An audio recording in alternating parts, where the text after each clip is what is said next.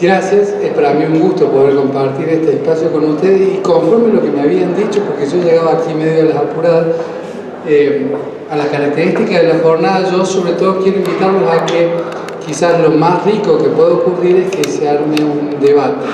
Por lo tanto, yo voy a tratar de ser breve en mi exposición, a fijar algunas pautas para que pueda generarse inquietudes y que eventualmente podamos compartir entre todos. Cuando hacían esta presentación, que normalmente son las presentaciones con un breve currículum, me hizo acordar hace ya varios años atrás me tocó ir a Cuántico, el FBI, a una formación y en general quienes estábamos ahí éramos todos de países latinoamericanos y nos pedían que nos presentáramos. Y los latinoamericanos normalmente nos presentábamos así: soy abogado, soy doctor, tengo maestría en esto. Y allá, curioso, nos pararon y decían: no nos diga qué, díganos qué hizo.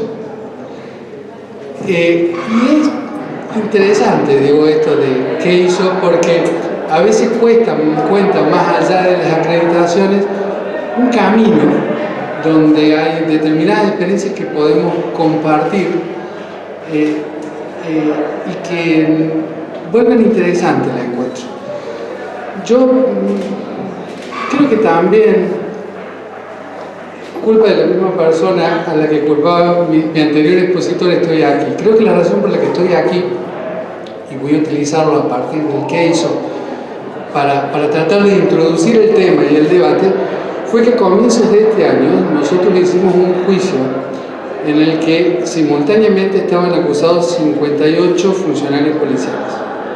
Esos 58 funcionarios policiales habían protagonizado una revuelta el 3 y el 4 de diciembre del 2013, aquella que se inició en Córdoba y que después se extendió casi a la mayoría de las provincias de Argentina. Fueron 48 horas que Córdoba estuvo realmente al borde del caos, y después de algún tiempo de investigación se planteó o se llegó, después de muchas instancias, a la posibilidad del juicio oral y público, juicio que en Córdoba se hace de esta manera como juicio oral y público desde 1940, o sea, tiene tradición. Ahora también que le escuchaba, ya hemos analizado también la primera etapa del proceso y claramente hemos avanzado hacia un sistema de tipo acusatorio. Pero lo cierto es que esto planteaba ciertos desafíos. Primero, una sala de audiencias donde teníamos 58 imputados que tenían que estar presentes con sus abogados defensores, el equipo del representante del Ministerio Público, jurados populares, porque en Córdoba ya hace bastantes años están vigentes los juicios por jurados populares, tanto en los delitos más graves del Código Penal como todos los homicidios calificados, los abusos sexuales seguidos de muerte, etc. Y todos los delitos que tengan que ver con la corrupción pública o en general este tipo de delitos, obligatoriamente deben integrarse con jurados populares. O sea, la sala de audiencia tenía que tener capacidad, sin ir más lejos para desarrollar, de aproximadamente 120 personas en total y en simultáneo. Pero teníamos a su vez que asegurar la publicidad del juicio. Y necesitábamos a su vez asegurar el conocimiento, porque este episodio que a Córdoba tuvo en vilo durante bastante tiempo suscitaba todo un interés público. Generamos un protocolo que se hizo como una resolución de la misma causa que traje, sobre todo para quienes son integrantes del Poder Judicial, pero también para quienes trabajan en la prensa, en los medios de comunicación, que se puso a disposición de toda la prensa y se fijaron claramente algunas pautas. Y acá está un poco, a partir de lo que yo quería desarrollar, esta relación entre sociedad y medios. Creo que uno puede interpretar esto primero como un eje, lo vamos a tomar en vertical, que es que a lo largo del proceso la comunicación, la información y todo lo que con ello se relaciona, o sea, como derivación de nuestro sistema republicano, el control de los ciudadanos sobre la actividad de gobierno, por un lado, pero también la necesidad y el acceso a una información veraz de cualquier ciudadano, como la libertad de expresión, como la libertad de prensa, todos estos elementos se conjugan, pero cambian en este eje desde el comienzo de un proceso hacia su final. Mi materia es el derecho penal, entonces a menudo uso el derecho penal porque además creo que es el que más atención concita de los medios de comunicación, más allá de que hay muchos temas. Si habláramos de sustitución de vientre, de identidad de género, bueno, tantos temas que en realidad tienen mucha atención social. Pero aquí viene la primera paradoja. El primer momento que comienza, o el momento en que va a comenzar un proceso penal, el momento en que un hecho delictivo ocurre, es el momento en que a la ciudadanía y a los medios de prensa más atención les demanda. Sin embargo, es el momento donde la publicidad está en su mínima expresión, porque la máxima expresión se puede lograr en aquel momento donde todo este principio republicano y la necesidad de comunicación se amplía grandemente, que es el juicio, que es donde, en mi cámara yo uso una frase: si se puede hacer, se tiene que poder mostrar; si no se puede mostrar, no se tiene que poder hacer. De esta forma, en este juicio, por ejemplo, de los 58 policías, nosotros generamos una sala en la que estaban todos los acusados con sus defensores. Una sala contigua para el público, con una capacidad limitada, 80 personas, y una sala de prensa, donde la totalidad del juicio se transmitió en directo. E incluso en directo y vía streaming por YouTube, el Poder Judicial lo tiene, transmitió la totalidad del juicio. Esto llegó, seguramente Leonardo le debe haber comentado, a algunos datos curiosos. Por ejemplo, en el momento de la sentencia, de la lectura de la sentencia vía streaming por YouTube en vivo, había en ese momento más de 4.000 ciudadanos mirando la lectura de la sentencia en ese momento. De tal forma que tanto la publicidad como aspecto del juicio, como el control de la actividad que nos tocaba a todos los representantes del Poder Judicial, estaba ocurriendo y estaba ocurriendo ahí y en vivo. Esto tiene cosas curiosas, digo, también para los miembros del Poder Judicial, algunos efectos bien interesantes, quizás no pensados, pero que hemos ido descubriendo con la práctica.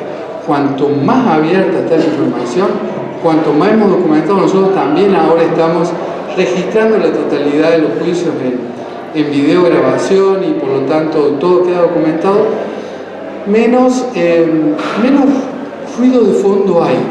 Porque ya no se pueden contar estos relatos de que alguien dijo que otro dijo, porque está ahí, está grabada la fuente primaria, con lo cual se evitan muchas cosas, incluso a nivel de instancias recursivas después, que curiosamente bajan a pesar de lo que uno pudiera pensar en un primer momento. Pero llega el momento del juicio. A medida que vamos hacia atrás, y acá está esta cuestión de cómo nos relacionamos con los medios, la posibilidad de la información es menor, aunque el interés es mayor. Como decíamos, el momento en que ocurre un asesinato o una violación es cuanto la gente y la prensa más quiere saber.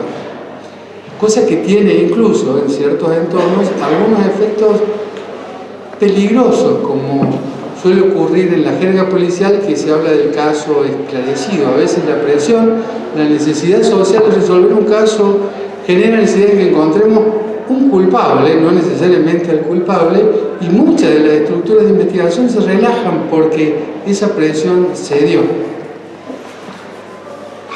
Y genera a su vez a veces estigmas muy difíciles de superar, violentando este principio de inocencia de que nadie va a ser considerado culpable hasta que un tribunal no lo declare así. Siempre hay limitaciones a la información, las hay incluso en el juicio, si hay un proceso que involucre menores de edad o delitos sexuales donde debemos equilibrar el derecho a la intimidad con el conocimiento.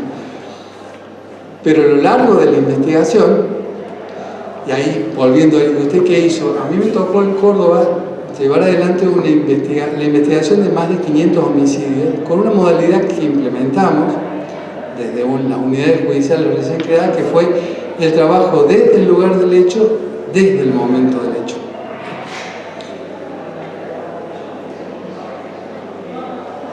esto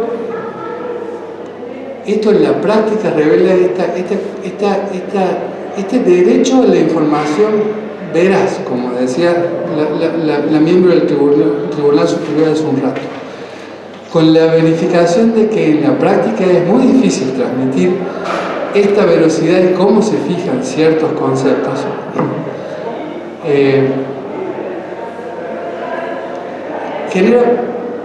Yo celebro la necesidad, por ejemplo, de que el Poder Judicial deba enfrentar nuevos desafíos en la comunicación para transmitir. Por eso creo que los encargados de prensa tienen una responsabilidad muy grande y una tarea muy grande en poder transmitir esta información, digamos así, oficial, veraz, en la que se puedan equilibrar todos los derechos que están en juego simultáneamente en un mismo momento y que se relacionen con el otro eje, un eje transversal, digamos así, es que toda la información que tiene que ver con el Poder Judicial tiene varias líneas de interpretación y depende de quién sea el operador, por lo menos desde mi perspectiva, cómo se puede actuar o no.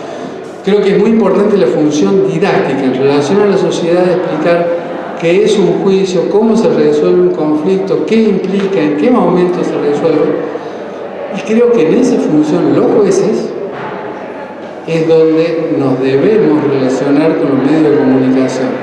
Yo particularmente creo que los jueces solo nos debemos relacionar en esta función didáctica y educativa, que la diferencia de otra función, digamos, de litigación, que bien puede corresponder con libertad a las partes, los representantes del Ministerio Público y la Defensa, que no solo litigan en los tribunales, sino también afuera, y que creo que es correcto que ocurra, al menos en aquellos sistemas más de corte acusatorio, como pasa aquí en Río Negro, como pasa en Córdoba, porque a nivel nacional uno escucha y por allí parece, por ejemplo, en la causa evidentemente más resonante que fuera el juez el que está litigando contra las partes, porque la instrucción en el proceso nacional se lleva así, pero en nuestro sistema, donde las funciones de investigar y acusar y la de juzgar y penar están más claramente definidas, creo que los roles en relación a los medios de comunicación también se varían, se deben diferenciar bien. Y después hay otros usos, el uso de la información judicial o criminal, por ejemplo, tanto en la actividad preventiva, cuando se utiliza para generar mapas delictuales, o la utilización de la que ya sí somos todos ajenos, política o ideológica, porque una información sobre el aumento o la disminución de los índices de criminalidad implica su utilización sobre las lecturas, la interpretación de la realidad y las decisiones hacia dónde se quiere ir la realidad. Es decir, son muchos los aspectos que en definitiva involucran la actividad del Poder Judicial como institución y de la actividad del Servicio de Justicia, más específicamente, con la sociedad y con los medios de comunicación. Y yo les decía, quiero ser breve porque eventualmente por una audiencia que me informaron era variada, donde hay gente del Poder Judicial, hay gente de prensa, estudiantes. Me parece que el debate es lo que más puede generar algo rico en este encuentro. Entonces, y solo para terminar, y para introducir algunos temas aún más conflictivos, el derecho a la información veraz y la investigación a veces se encuentran en algunas encrucijadas grandes. Hace algunos años atrás hubo un caso que es raro en Córdoba, un secuestro extorsivo. A 70 kilómetros de la ciudad de Córdoba, un productor agropecuario llamado Marcelo de Sotti fue secuestrado. Eso dio lugar a un proceso por el que después finalmente se pudo condenar a que creo que ha sido el delincuente más conocido de los últimos 30 años en Córdoba, un tal porteño Lucy, que organizó toda una banda de secuestradores. Me tocó estar a cargo, también desde la casa del secuestrado, de los 8 días en que duró el secuestro de esta persona. Un proceso de secuestro extorsivo es curioso porque primero cambia lo que estamos acostumbrados a trabajar en derecho penal, siempre tenemos un hecho atrás, una historia que tenemos que descubrir. Acá el problema más serio es que las decisiones se proyectan al futuro, lo que decidamos determina la vida o la muerte de una persona que está privada de su libertad. No vengo a hablarles de secuestros extorsivos, pero apenas ocurre un secuestro extorsivo es muy común, por loco que les parece, que comiencen a haber llamadas pidiendo el rescate que no son reales. Y que en el proceso de recupero de un secuestrado hay todo un proceso de negociación, por frío que parezca, donde hay toda una negociación.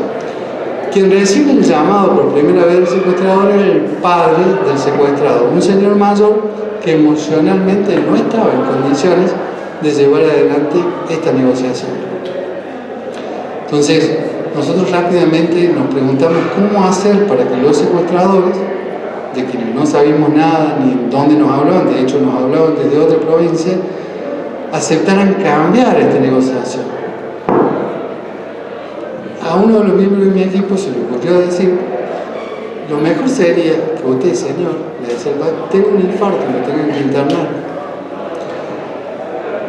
Nosotros no mentimos, pero la familia entendió rápidamente y rápidamente dijeron: el papá de Marcelo acaba de tener un infarto, lo internaron. Eso salió como un reguero de pólvora, más llegó rápidamente a la prensa. La prensa era una noticia vendible, rápidamente lo hizo conocer. Y en el siguiente llamado de los secuestradores fue: sabemos que el papá de Marcelo está secuestrado, ¿con quién hablamos? Esto que era difícil, cómo cambiar un negociador que no era apto, fue muy sencillo, porque a través de la prensa y a través de los familiares llegó rápidamente que el papá había sido internado. Y no era cierto, y nosotros no salimos a corregir esta inexactitud, digámoslo así. Pero estaba mal.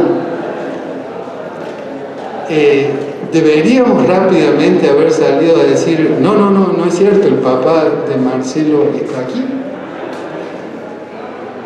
Digo, una vida a futuro, decisiones críticas, algo que no se corresponde con la realidad, información que llega a la gente. Yo obviamente no voy a dar una respuesta de todo esto, y seguramente habrá varias, pero creo que lo interesante de esto es que nos permite reflexionar y sobre todo comprendernos a los que tenemos distintos roles y darnos cuenta de que a veces son muchos intereses que están en juego al mismo tiempo y que no es sencillo resolver en una situación concreta qué es lo que corresponde hacer. Para no robar más tiempo, creo que de esta forma están tirados muchos temas. Si hay interés, debatiremos más, y si no, muchas gracias.